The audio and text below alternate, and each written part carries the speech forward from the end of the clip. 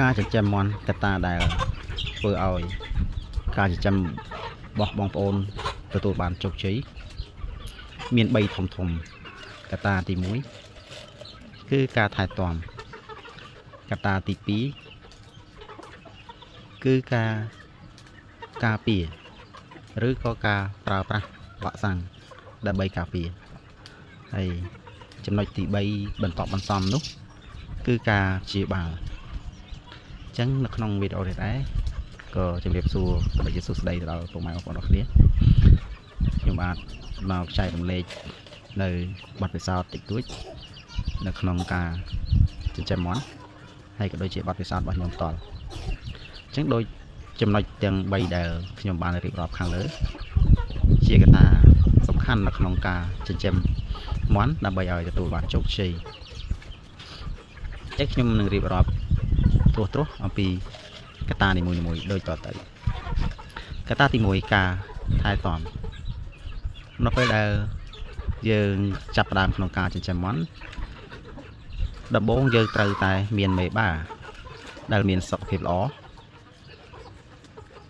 ដើម្បីធ្វើការបង្កាត់អញ្ចឹងចំណុចដែលខ្ញុំនិយាយថាកត្តាថែទាំនោះខ្ញុំនិយាយចាប់ពីមាន់ចាប់ដើមពង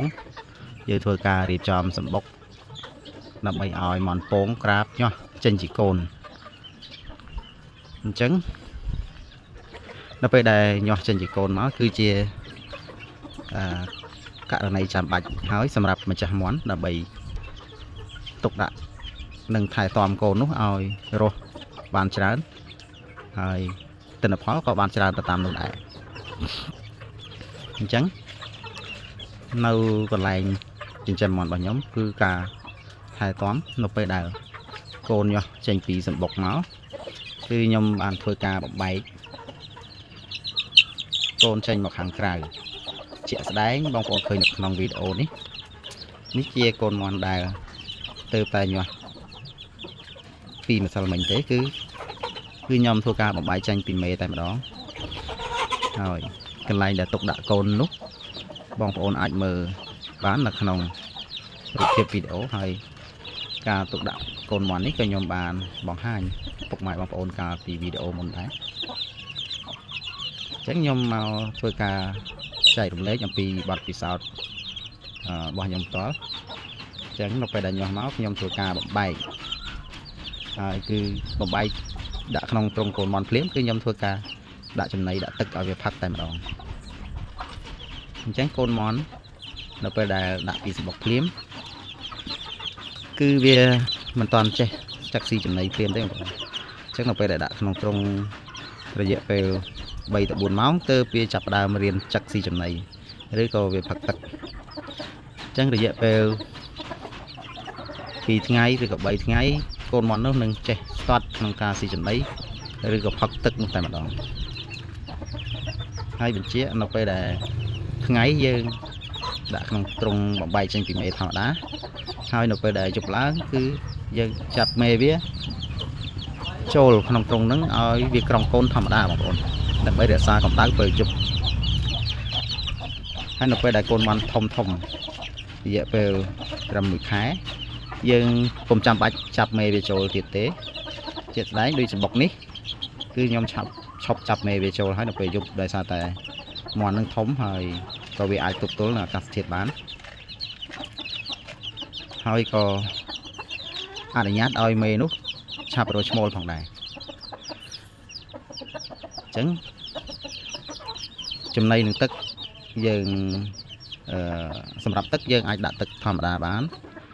ឬក៏បងប្អូនអាចដាក់ទឹកជាវីតាមីនកូនមាន់ក៏ដាក់ចុះតែសម្រាប់ខ្ញុំដាក់ទឹកធម្មតាហើយសម្រាប់ចំណីបងប្អូនគួរតែជ្រើសរើសប្រភេទចំណីណាដែលមានប្រូតេអ៊ីនវីតាមីនគ្រប់គ្រាន់សម្រាប់មាន់ដើម្បីឲ្យសុខភាពកូនមាន់ល្អហើយការថែទាំសម្រាប់កូនមាន់គឺខ្ញុំធ្វើបែបហ្នឹងបន្តមកទៀតនៅពេលដែលមាន់ធំអាយុចាប់ពី1ខែកន្លះ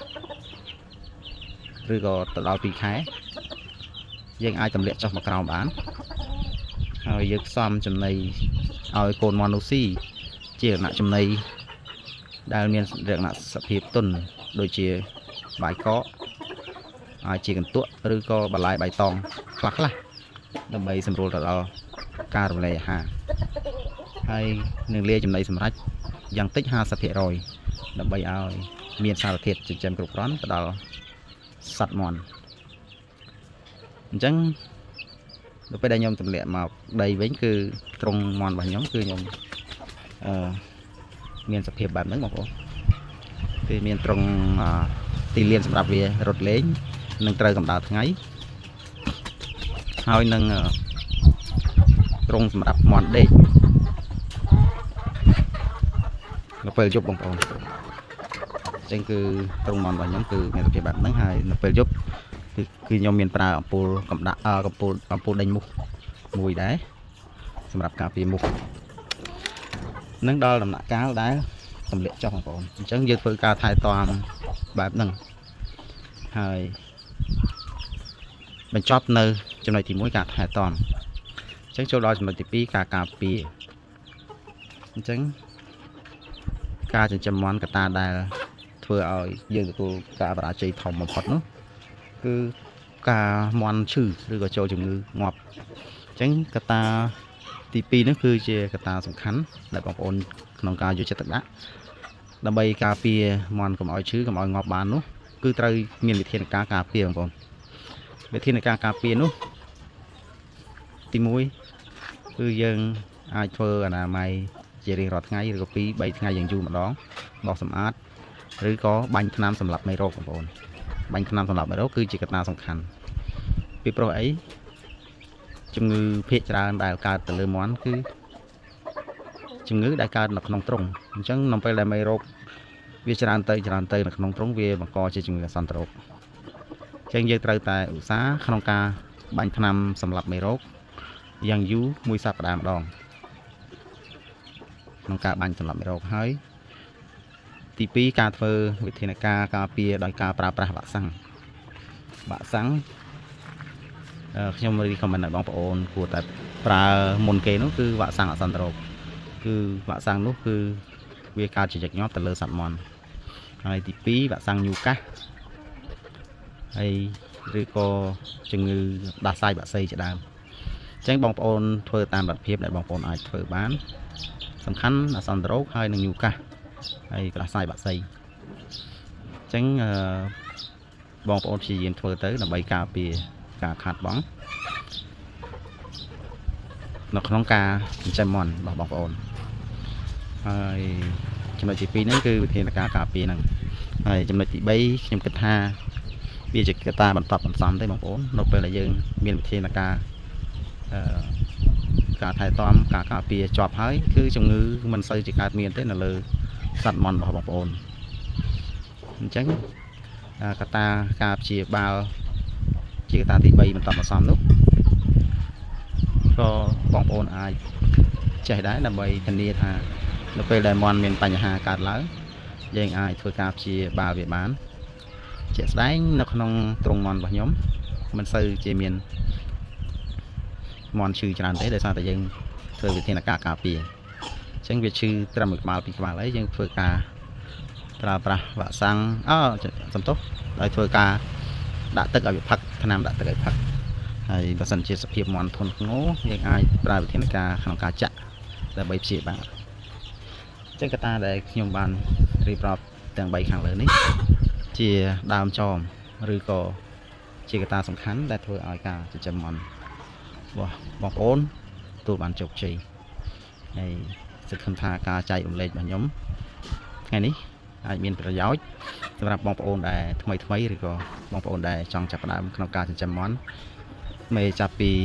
3ក្បាលទៅ5ក្បាលឬលើសនឹងតាមលទ្ធភាពរបស់បងប្អូនហើយគណៈពេលនេះដែរខ្ញុំបាទសូមអរគុណនិងសូមជម្រាបលា